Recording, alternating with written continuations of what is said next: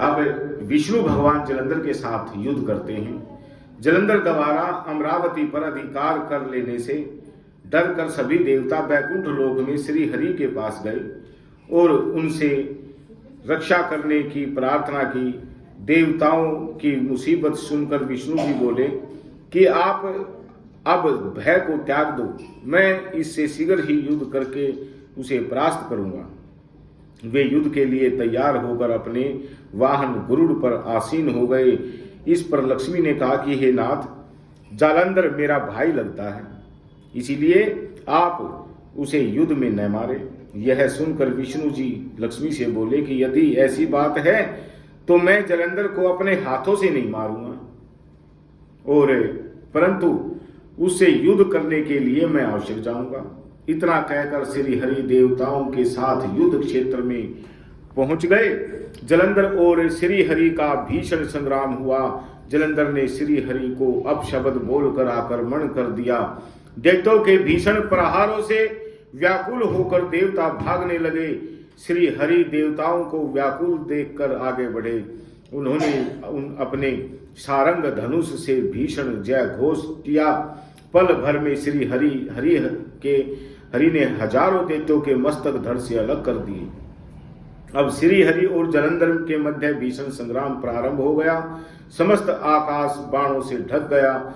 जलंधर ने क्रोध में भरकर गरुड़ के मस्तक पर अपनी गदा से प्रहार किया, साथ ही श्री हरि की छाती पर भी प्रहार किया।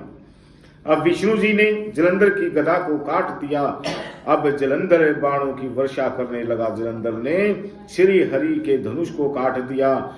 अब उन्होंने गदा हाथ में ले ली और गदा से उस पर आक्रमण किया, परंतु गदा की मार से भीषण दैत्य विचलित नहीं हुआ।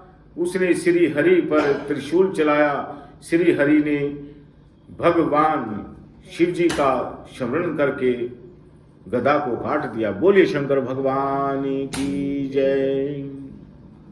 राम राम। अब जलंधर ने श्री हरि की छाती पर मुक्के से प्रहार किया।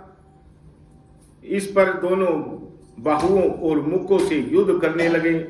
अब मायावी वाणी से श्री हरि ने जलंधर से कहा कि हे दैत्यराज, तू धन्य है जो इतनी देर तक युद्ध करते रहने पर भी भयभीत नहीं हुआ। तेरी युद्ध कला से मैं अत्यंत प्रसन्न हूं। तू मेरे से वर मांग सकता है।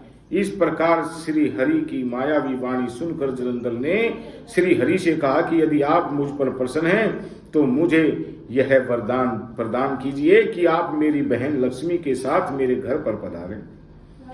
श्री हरि ने कुछ खेद में भरकर तथास्तु कह दिया और श्री हरि लक्ष्मी और देवताओं के साथ जलंधर के पूर्व में निवास करने लगे। अब जलंधर लक्ष्मी सहित देवताओं के साथ श्री हरि को अपने यहाँ देखकर बहुत प्रसन्न हुआ। इसके बाद जलंधर देवताओं के पास जो भी रत्न आदि थे उन्हें लेकर पृथ्वी पर आ गया। उसने निशुंभ के पाताल का अधिपति बनाया। जलंधर देव, दानव, यक्ष, गंधर्व, सिद्ध, सर्प मनुष्यों को विजय पर त्रिभुवन पर शासन करने लगे। बोलिए शंकर भगवान की जय।